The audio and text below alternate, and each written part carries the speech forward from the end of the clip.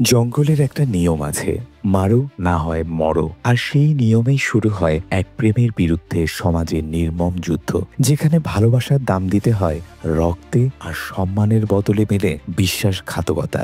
এই গল্প প্রেম, প্রতিশোধ আর সমাজের নোংরা মানসিকতার মুখোশ টেনে খুলে দেয়। বলছিলাম সম্প্রতি মুক্তি পাওয়া হিন্দি মুভির কাহিনী, যার নাম হলো ধাড়ক 2। এটা শুধু প্রেমের গল্প বললে ভুল হবে। এখানে সমাজের কিছু খারাপ দিকও তুলে ধরা হয়েছে, যা এখনো সমাজে বিদ্যমান।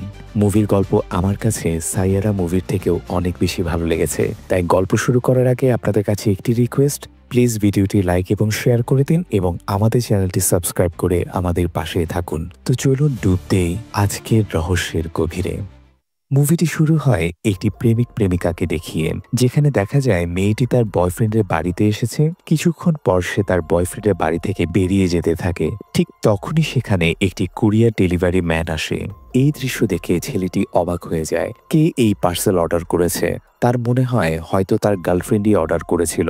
এরপর ছেলেটি পেমেন্ট দিয়ে দিলে সে চলে যায়, কিন্তু আমরা দেখতে পাই সে চলে না গিয়ে লুকিয়ে থাকে। কিছুক্ষণ পর যখন ছেলেটি জামা কাপড় শুকাতে ব্যালকনিতে যায়, সেই কুরিয়ার বয়টি হঠাৎই তাকে পিছন থেকে ধাক্কা দিয়ে নিচে ফেলে দেয়। এতে ছেলেটির মৃত্যু হয় এবং এখানেই আমরা জানতে পারি কাস্টিজম বা জাতিভেদের কারণে ছেলেটিকে খুন করা হয়েছে। দৃশ্যটি কেটে যায় আর আমরা দেখি নীলেশ নামের একটি ছেলেকে বাইকে করে তার বন্ধুদের সাথে কোথাও যাচ্ছিল। আর তার এক বন্ধু সেই ছেলেটির মৃত্যু সংবাদ শুনছিল, যেখানে বলা হচ্ছে মদের নেশায় ছেলেটি নিচে পড়ে মারা গেছে। আসলে নীলেশ আর তার বন্ধুরা বিয়ের অনুষ্ঠানে ঢোল বাজায়। আজকেও তারা ঠিক এমনই একটি গায়ে হলুদের অনুষ্ঠানে ঢোল বাজাতে থাকে। তখনই তার চোখ পড়ে বিধি নামের একটি মেয়ের উপর, যে সেখানে ডান্স করছিল। একে অপরের সাথে চোখাচোখি হয় আর তখনই বিধি নীলেশের সামনে এসে তার ফোন নাম্বার চায়। আসলে কিছুদিন পর বিধির বোনের বিয়ে আছে। নীলেশের ব্যান্ড খুব ভালো ঢোল বাজিয়েছে, তাই বুকিং দেওয়ার জন্যই সে নাম্বার নিয়েছে। এরপর আমরা দেখি আজ নীলেশের ন্যাশনাল ইউনিভার্সিটি অফ লতে অ্যাডমিশন ইন্টারভিউ ছিল। তার মা তাকে বলে যেন ভালো করে ইন্টারভিউ দেয়। প্রিন্সিপাল নীলের বায়োডাটা চেক করে দেখে নীলের বাবা অটো চালক। তখন সে টিজ করে বলে, বাবা অটো চালক আর তুমি কি করবে?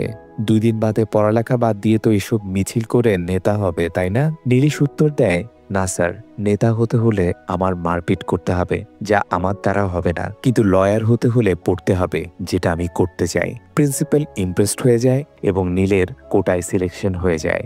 এতে নীল এবং তার পরিবার খুব খুশি হয়। তবে নীলের বাবা বলেন এত পড়াশোনা করেও ও কি করবে, কারণ তাদের অবস্থা আগের মতোই থাকবে। কিন্তু নীল বিশ্বাস করে সে যদি পড়াশোনা করে তবে তার পরিবারকে ভালো জীবন দিতে পারবে।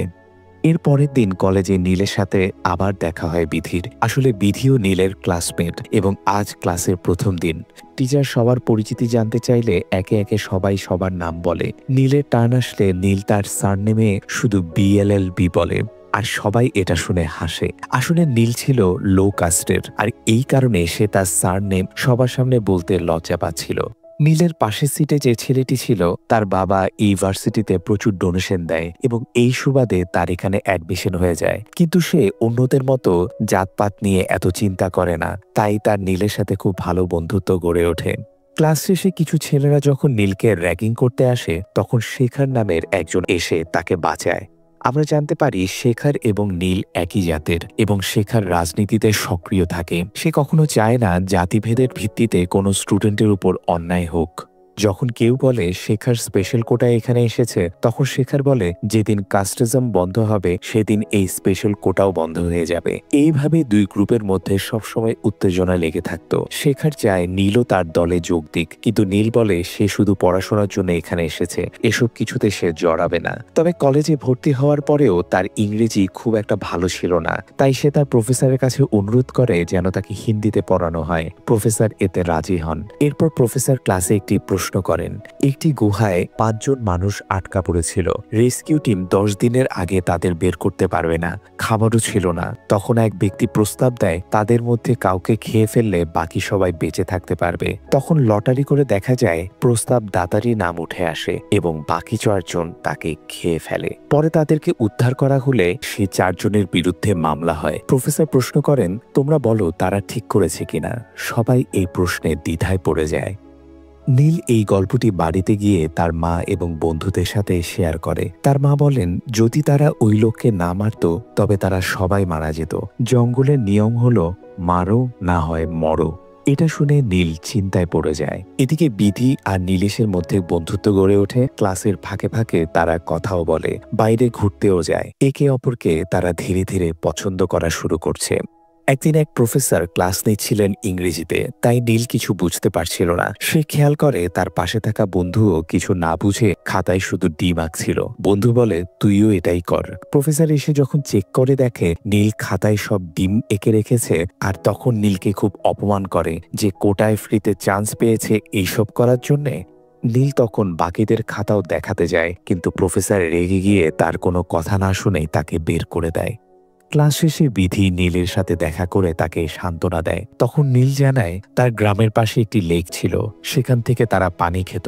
এটা উচ্চবর্ণের মানুষদের পছন্দ হয়নি। প্রতিশোধ নিতে তারা নীলের কুকুরকে ট্রেন লাইনের উপর ফেলে দেয়, যার ফলে কুকুরটি মারা যায়। এমনকি পুলিশকে টাকা দিয়ে তাদের সবাইকে ধরে থানায় নিয়ে যেতে থাকে। তার মা বাধা দিলে সবার সামনে তার মাকেও থাপ্পড় মারে সেই পুলিশ। পরে তার মা অনেক কষ্টে একজন লয়ারের মাধ্যমে তাদেরকে থানা থেকে ছাড়িয়ে আনে। সেদিন তার মা তাকে বলে, যেভাবেই হোক নিজের হকের জন্য লড়াই করতে হবে, আর এর জন্য তোকে লয়ার হতে হবে। এরপর আমরা দেখি বিধির বোনের বিয়ে ঠিক হয়েছে এবং বাড়ির সবাই খুশি। আমরা জানতে পারি বিধির বাবাও একজন লয়ার এবং বিধির প্রশ্ন করতে খুব ভালো লাগে, এই জন্য সে ঠিক করে সে নিজেও ল পড়বে। বিধির এক কাজিন রনি তার সাথে একই ক্লাসেই পড়ে। বিধি যখন তার বোনের বিয়েতে বন্ধুদের দাওয়াত দেয়, তখন সে নীলকেও আমন্ত্রণ জানায়। এটা দেখে রনি খুব রেগে যায়, কারণ রনি চায় না বিধি ও নীল একসাথে সময় কাটাক। সে নীলের জাত নিয়েও আপত্তি তোলে। তখন বিধি রনিকে অনেক কিছু বলে শুনিয়ে দেয়।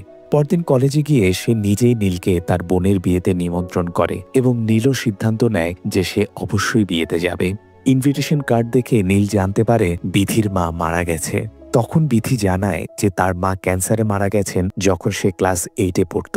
মায়ের কথা বলতে বলতে সে খুব ইমোশনাল হয়ে পড়ে। তখন তারা একে অপরকে কিস করে।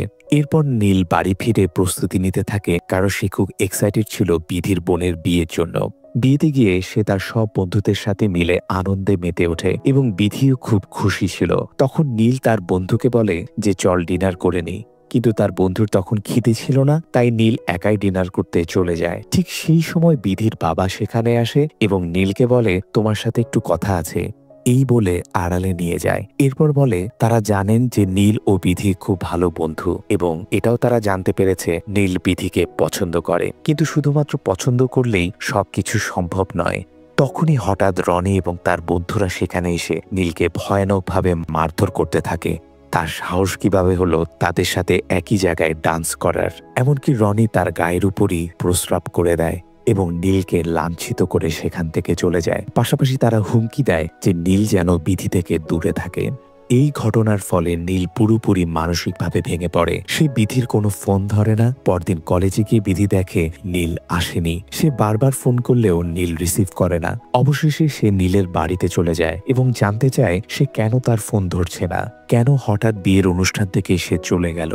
কিন্তু নীলের কোনো উত্তর ছিল না। সে শুধু বলে, তুমি আমার থেকে দূরে থাকো। এটা শুনে বিধি অবাক হয়ে যায় এবং জিজ্ঞাসা করে, তবে কি আমাদের মাঝে কিছুই ছিল না? তখন নীল বলে, বিধি আসল সত্যটা জানো না। সে বিধিকে তার বাড়ি এবং আশেপাশের পরিবেশ দেখাতে শুরু করে। কে কোথায় কাজ করে, কে ঝাড়ুদার, কে অন্যের বাসায় কাজ করে, সবকিছু। সে বলে তার এবং বিধির জগৎ একেবারেই আলাদা। তাই সে অনুরোধ করে বিধি যেন তার থেকে দূরে থাকে। কিন্তু বিধি বলে এসব তার কাছে কোনো ব্যাপার না, সে শুধু জানে সে নীলকে পছন্দ করে। তবুও নীল কোনো কথা না শুনে তাকে চলে যেতে বলে। এতে বিধি প্রচণ্ড কষ্ট পায়। এরপর নীল আবার কলেজে যাওয়া শুরু করে, কিন্তু বিধির সাথে কোনো কথা বলে না। বিধিও খুব ভেঙে পড়ে। একদিন তারা ক্লাসে একটি কেস স্টাডির রিহার্সাল করছিল, যেখানে রনি বিচারক সেজেছিল। তখন বিধি ও নীলের মধ্যে তর্ক শুরু হয়, আর রনি এতে রেগে গিয়ে নীলকে অপমান করতে থাকে। এতে নীল ক্ষিপ্ত হয়ে গিয়ে রনিকে মেরে দেয়। এই ঘটনার কারণে প্রিন্সিপাল নীলকে বলেন সে যেন তার বাবাকে কলেজে নিয়ে আসে, নাইলে তাকে সাসপেন্ড করা হবে। এই কথা শুনে নীল আতঙ্কিত হয়ে পড়ে, কারণ সে তার বাবাকে কলেজে আনতে চায় না। যখন তার বন্ধু এটা জানতে পারে তখন সে বলে, চিন্তা করিস না, সবকিছু সে সামলে নেবে। নীলের বন্ধু তাকে এক ব্যক্তির কাছে নিয়ে যায়, যাকে সে অনুরোধ করে যেন সে নীলের ভুয়া বাবা সেজে প্রিন্সিপালের সামনে আসে। সেই ব্যক্তিও রাজি হয়ে যায় এবং নীল তাকে প্রিন্সিপালের সাথে দেখা করায়। প্রিন্সিপাল তখন নীলের নামে নালিশ করলে সেই লোকটি নীলকে তখন উত্তম মধ্যম দেওয়া শুরু করে। এটা দেখে প্রিন্সিপালও হতভম্ব হয়ে যায়। প্রিন্সিপাল কি করবে কিছু বুঝে উঠতে না পেরে সাসপেনশন ক্যান্সেল করে দেয় এবং নীল অনেক খুশি হয়। পরদিন কলেজে গিয়ে নীল সেই বেঞ্চে বসে যেখানে সাধারণত রনি বসত। রনির বন্ধুরা তাকে সরে যেতে বলে, কিন্তু নীল বলে সে আগে এসেছে তাই সে এখানেই বসবে। রনির বন্ধুরা তাকে টেনে উঠিয়ে দিতে চায়, কিন্তু সে কোনো মতে উঠে না। তখন রনি এসে দেখে এবং প্রচণ্ড রেগে যায়। সে ঝগড়া করতে শুরু করে এবং বলে, বিয়েতে যেটুকু মার খেয়েছিলে তাও বুঝি কম পড়েছে। এই কথা পাশেই থাকা বিধি শুনে ফেলে এবং বুঝতে পারে বিয়ের দিন নিশ্চয়ই কিছু হয়েছে। তখন সে রনির উপর খুব রেগে যায় এবং নীলকে জিজ্ঞাসা করে আসলে সেদিন কি ঘটেছিল, কিন্তু নীল কিছুই বলে না। পরে সে বাড়ি ফিরে রনির সাথে প্রচণ্ড ঝগড়া করে এবং জানতে চায় সে আসলে নীলের সাথে কি করেছিল, কিন্তু রনি কোনো উত্তর দেয় না। এতে রনির উপর বিধির ক্ষোভ আরও বেড়ে যায়। রাতের বেলা যখন নীল কোথাও যাচ্ছিল তখন কিছু লোক তাকে ফলো করতে শুরু করে এবং সুযোগ বুঝে তাকে মারতে থাকে। ঠিক সেই সময় সেখানে শঙ্কর নামে একজন ব্যক্তি হেঁটে যাচ্ছিল। আসলে শঙ্কর সেই একই ব্যক্তি যে মুভির শুরুতে এক ছেলেকে খুন করেছিল। এবার নীলকে সেই শঙ্করই ছেলেগুলোর হাত থেকে বাঁচায় এবং তাকে একটি চায়ের দোকানে নিয়ে যায়। নীল তখন শঙ্করকে চা দিতে গেলে শঙ্কর নীলের কথায় জানতে পারে নীল কোন জাতের। এটা জানার পরই সে চা না খেয়ে সেখানেই রেখে চলে যায়।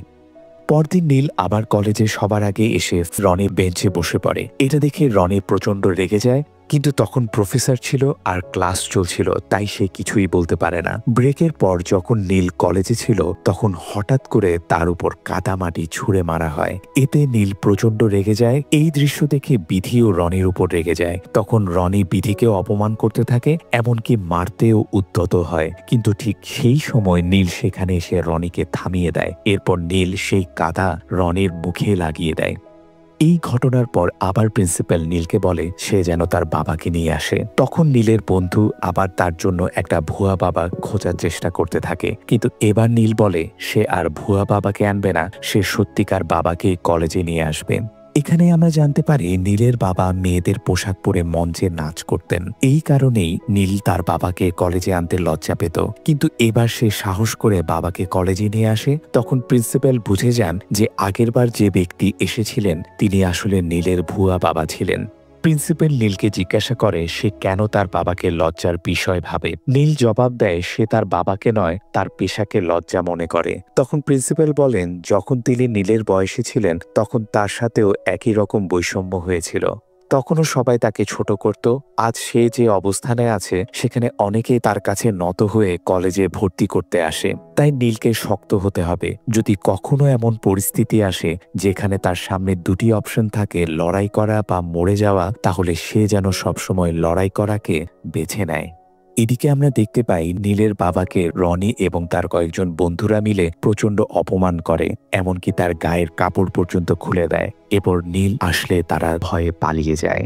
এদিকে রনি বাড়ি ফিরে রেগে গিয়ে হাঙ্গামা করতে থাকে, কারণ কলেজ কর্তৃপক্ষ তাকে কিছুদিনের জন্য সাসপেন্ড করে দিয়েছে। সে তার চাচাকে বলে তুমি বিধিকে বুঝিয়ে বলো, না হলে তার জন্য আমাদের সম্মান চলে যাবে। বিধি এটা শুনে হতবাক হয়ে যায়। সে প্রশ্ন তোলে সম্মান কি, এটা দেখতে কেমন, এটা কি শুধু মেয়েরাই ধরে রাখে? সে বলে আমি যদি কিছু করি তাহলে পরিবারের সম্মান চলে যাবে, কিন্তু রনি যা করলো তাতে কিছু গেল না। বিধি বলে সম্মান কি শুধু মেয়েদের জন্যই যায়? ছেলেরা যা খুশি করলেও কিছু যায় আসে না? এই কথাগুলো শুনে বিধির বাবা পর্যন্ত চুপ হয়ে যান। পরদিন কলেজে গিয়ে নীল জানতে পারে শেখার আত্মহত্যা করেছে। আসলে শেখার তার অধিকার আদায়ের জন্য প্রতিবাদ করছিল, যা কলেজের নিয়মের বিরুদ্ধে ছিল। তাই তাকে সাসপেন্ড করা হয়। অপমান সহ্য করতে না পেরে সে আত্মহত্যা করে, কিন্তু নীল বিশ্বাস করে শেখার নিজে মরেনি, কেউ তাকে মেরে ফেলেছে। এতে সে ভীষণ কষ্ট পায়। এরপর নীল বাড়ি ফিরে যাওয়ার সময় দেখে শঙ্করের অ্যাক্সিডেন্ট হয়েছে। সে তখন শঙ্করকে বাঁচায়। শঙ্কর বলে তাকে একটু এগিয়ে দিয়ে দাও। নীল রাজি হয় এবং তাকে নিয়ে যেতে থাকে, কিন্তু শঙ্কর নীলকে একটি নির্জন জায়গায় নিয়ে গিয়ে হঠাৎ তার উপর হামলা করে। এতে নীল অজ্ঞান হয়ে যায়। তারপর শঙ্কর তাকে রেল লাইনের উপর বেঁধে রেখে ট্রেন আসার অপেক্ষা করতে থাকে।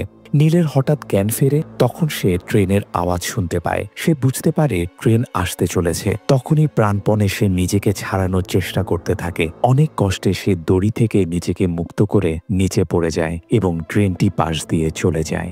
এখন যখন শঙ্কর দেখে নীল এখনো বেঁচে আছে, তখন সে নীলের উপর আক্রমণ করে। সে নীলকে খুবই নিষ্ঠুরভাবে মারতে থাকে। ঠিক তখনই নীলের মনে পড়ে যায় তার মায়ের কথা, জঙ্গলের নিয়ম হলো মারো না হয় মরো। এই কথার মনে পড়তেই নীল আবারও লড়াই শুরু করে এবং শঙ্করকে খুব মারাত্মকভাবে পিটিয়ে দেয়। সে শঙ্করকে জিজ্ঞাসা করে, তুই আমাকে মারতে চাস কেন? কিন্তু শঙ্কর কিছু বলার আগেই তার পকেট থেকে নীলের ছবি পড়ে যায়। এখানে আমরা জানতে পারি শঙ্কর একজন কন্ট্রাক্ট কিলার ছিল। যখনই কেউ ইন্টারকাস্ট সম্পর্কের কথা বলতো, শঙ্কর ফ্রিতে সেই ছেলেকে মেরে ফেলতো, কারণ তার মতে সে সমাজকে পরিষ্কার করছিল। ঠিক তখনই নীল দেখে রনি লুকিয়ে তাদের দেখছিল এবং তখনই তার বুঝতে আর দেরি হয় না যে রনি শঙ্করকে ভাড়া করেছিল নীলকে মারার জন্য। নীল তখনই রনির পেছনে ধাওয়া করে। রনি এতটাই ভয় পেয়ে যায় যে সে সোজা নিজের বাড়ি চলে যায়, কিন্তু নীল তাকে অনুসরণ করে এবং সুযোগ পেয়ে মারতে থাকে। রনি বাড়ি ফিরে চিৎকার করতে থাকে আর সবাইকে ডাকে। তখন নীল রনিকে প্রচুর মারতে থাকে। এক পর্যায়ে সে রনিকে পুরো শেষ করতেই যাচ্ছিল, কিন্তু হঠাৎ থেমে যায়। ঠিক তখনই সেখানে পৌঁছে যায় বিধি আর তার পরিবারের লোকেরা। তখন নীল বিধিকে বলে, তুমি তো জানতে চেয়েছিলে বিয়ের দিন আসলে কি হয়েছিল, তাহলে তোমার বাবাকেই জিজ্ঞেস করো। এটা শুনে বিধি স্তম্ভিত হয়ে যায়, কারণ সে কখনো ভাবতেই পারেনি তার বাবা এইসবের মধ্যে জড়িত ছিল। তার বাবা সবসময় বড় বড় কথা বলতো কতটা মডার্ন চিন্তাভাবনা তার, কিন্তু কাজ নিয়ে এমন নিচু চিন্তাভাবনা থাকতে পারে তার সে কল্পনাও করতে পারেনি। নীল সবার সামনে বিধির বাবাকে বলে, তোমরা ভাবো আমরা নিচু, কিন্তু আসলে আমরা না, বরং তোমাদের চিন্তাধারায় নিচু। সে প্রশ্ন করে, মানুষকে মানুষ হিসেবে দেখা এত কঠিন কেন? এই প্রশ্নের কোনো উত্তর বিধির বাবার কাছে ছিল না। তখন রনি বাবা বন্দুক নিয়ে নীলকে মারতে যায়, কিন্তু বিধির বাবা তাকে থামিয়ে দেয়। এরপর আমরা দেখি শঙ্কর নিজেকে শেষ করে দেয়, কারণ হয়তো সে সহ্য করতে পারে না যে সে নীলকে মারতে ব্যর্থ হয়েছে।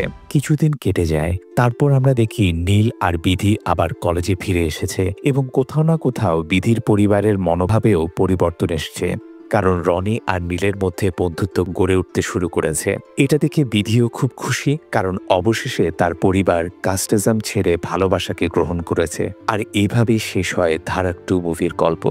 তো বন্ধুরা, মুভির গল্পটি আপনাদের কেমন লেগেছে আমাদেরকে অবশ্যই কমেন্ট করে জানাবেন, এবং আমার ভিডিও এক্সপ্লেনেশন যদি আপনাদের ভালো লেগে থাকে তাহলে প্লিজ ভিডিওটি লাইক এবং শেয়ার করুন এবং আমাদের চ্যানেলটি সাবস্ক্রাইব করে আমাদের পাশেই থাকুন, কারণ আমরাই একমাত্র এই ধরনের ইন্টারেস্টিং ভিডিও নিয়ে আসি।